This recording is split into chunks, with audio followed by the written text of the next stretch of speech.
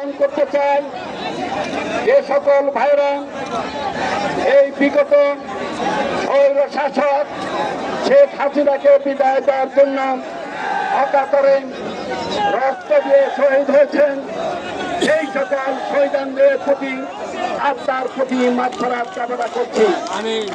আমি সমবেদনা জ্ঞাপন করছি আমাদের যে সমস্ত ভাই বোনেরা এই আন্দোলনকে সামনে রেখে স্বৈরাচার মুক্ত বাংলাদেশ গড়ার জন্য যারা আহত হয়েছেন, গুলিবিদ্ধ হয়েছেন, বন্ধু হয়েছেন, তাদের প্রতি সমবেদনা জ্ঞাপন করছি, তাদের পরিবার পরিজনের প্রতি সমবেদনা জ্ঞাপন করছি।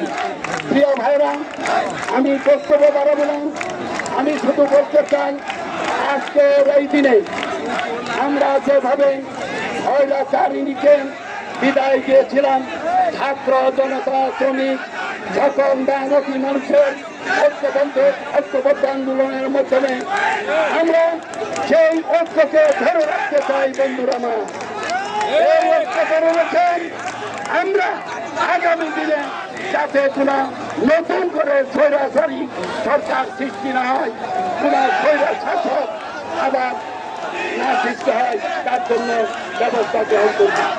সংগ্রামী ছাত্র বন্ধুরা, আমি আমার বক্তব্য না বাড়িয়ে আমি শুধু একটি মিছিল আছে ভাইদের নেতৃত্বে, তাদেরকে আমরা করতালির মাধ্যমে অভিনন্দন জানাই।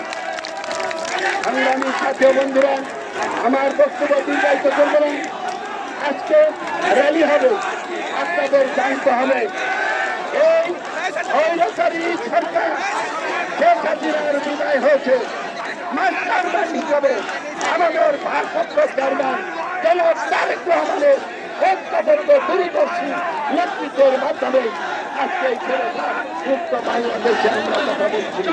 আমি সকলকে ধন্যবাদ জানিয়ে যারা এই বিদায় র্যালিতে উপস্থিত হয়েছেন ত্যাগ স্বীকার করেন সকল পর্যায়ে কালিয়াপুর উপজেলা পৌর অঙ্গ সংগঠন সমূহের সকল পর্যায়ে নেতৃবৃন্দকে করতালির মাধ্যমে ধন্যবাদ জানাতে চাই। বন্ধুরা, আমি আবার এই কথা বলেন আমি আমার বক্তব্য শেষ করছি।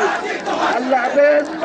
বাংলাদেশ জিন্দাবাদ, দেশনেত্রী বেগম খালেদা জিয়া জিন্দাবাদ, শহীদ জিয়া অমর হোক, আগামী দিনের রাষ্ট্রনায়ক জনাব তারেক রহমান জিন্দাবাদ।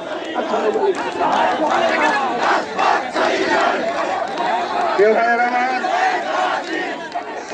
যেহেতু আমাদের মূল অনুষ্ঠান